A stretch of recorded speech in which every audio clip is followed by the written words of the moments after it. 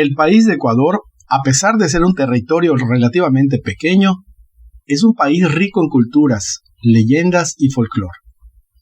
Algunas de las expresiones folclóricas sirven de inspiración para festivales, mientras otras inspiran leyendas y creencias populares, algunas bonitas y otras de terror.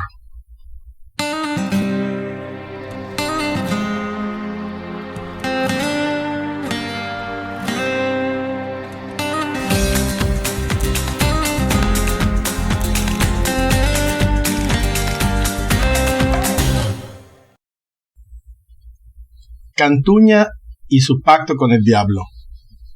Cantuña era un respetado indígena en los tiempos coloniales, al que le fue encomendada la construcción del atrio de la iglesia de San Francisco en Quito.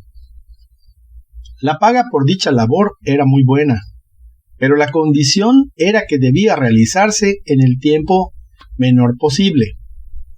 Cantuña entonces decidió vender su alma al diablo, con la condición de que todas las piedras del atrio estuvieran allí puestas antes de que salieran los primeros rayos del sol. Este grabó una piedra que cualquier persona que la tocara reconocería únicamente a Dios.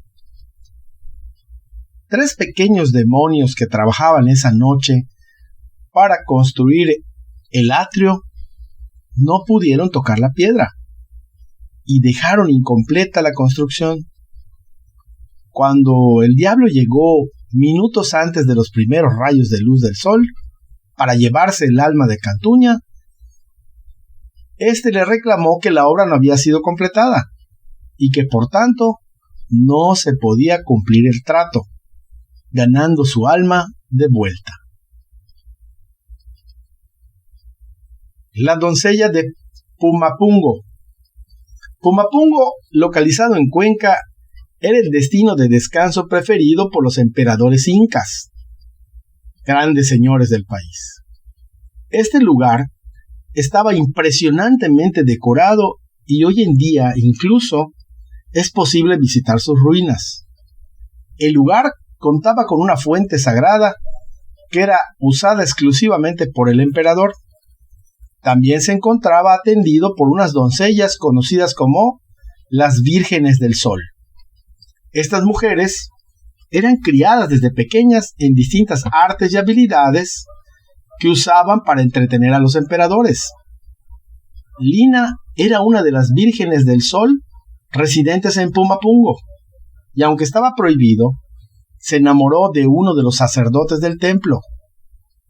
Este par solía reunirse en las noches de luna llena en los jardines del lugar. Cuando el emperador se enteró de este hecho, mandó matar al sacerdote, pero prohibió que se informara a Lina de esto.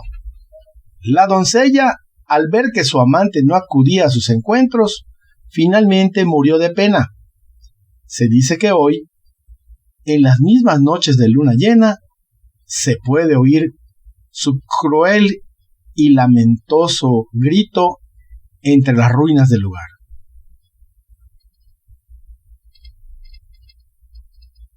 El Guaguauca. Se dice que el Guaguauca es un demonio creado por el alma de un niño que nació y murió sin llegar a ser bautizado. Esta situación es reconocida en diferentes países de Latinoamérica.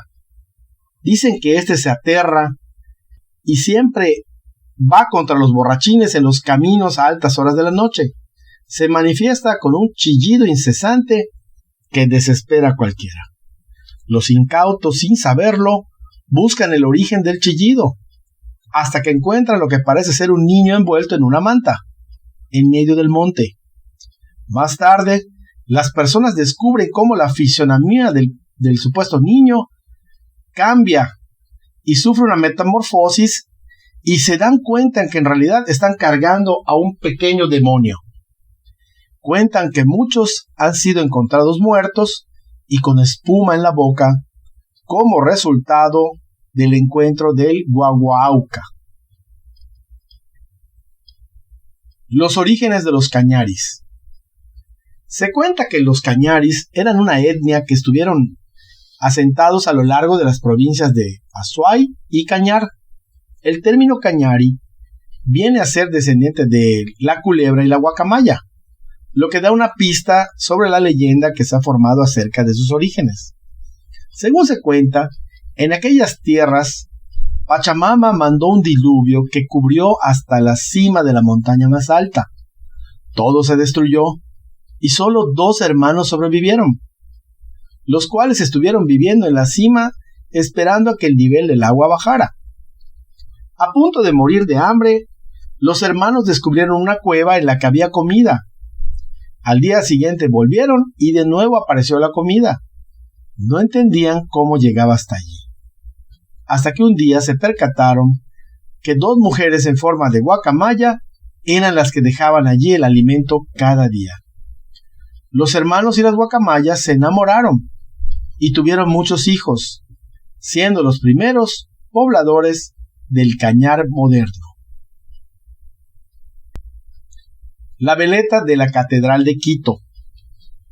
Durante la etapa colonial de Quito, vivía en la ciudad un poderoso caballero lleno de riquezas, pero también de orgullo y prepotencia.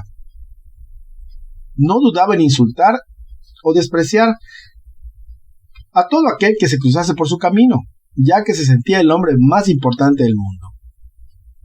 Tanto era su desprecio por todo y por todos, que un día, volviendo borracho a su casa, se detuvo frente a la majestuosa veleta en forma de gallo de la Catedral de Quito.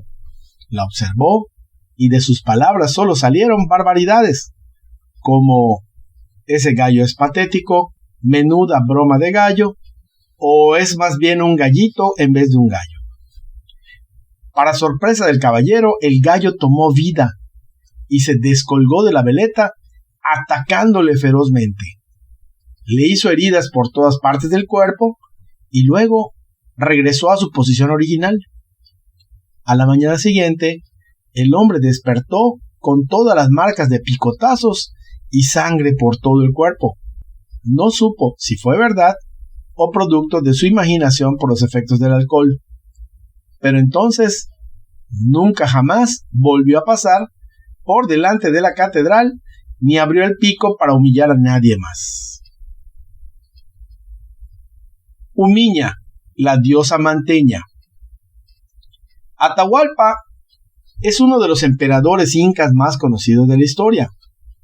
Por un lado, por ser el último antes de la llegada de los españoles, y por otro, por sus salvajes y sangrientos actos de batalla. Fue su padre el que le enseñó a ser tan sanguinario, enseñándole desde joven el arte de la guerra y las técnicas de caza. Precisamente durante su infancia, Atahualpa merodeaba los bosques de Cusco en busca de poder cazar algún animal.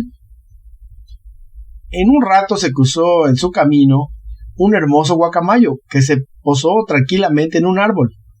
Atahualpa pensó que sería una buena pieza y no paró hasta que lo mató. Orgulloso, volvió a casa para mostrarle el trofeo a su padre, a sabiendas de que era una especie difícil de conseguir. Pero justo antes, Atahualpa se encontró a su madre, la reina Pachá, la cual le dio una hermosa lección. Al enemigo solo se le ataca en la guerra, ya que posee armas para poder defenderse. Luego tomó el oro y le hizo un tocado a su hijo para que siempre recordara estas palabras. Muchas gracias y como siempre les deseo mucha salud y éxito. Hasta la próxima.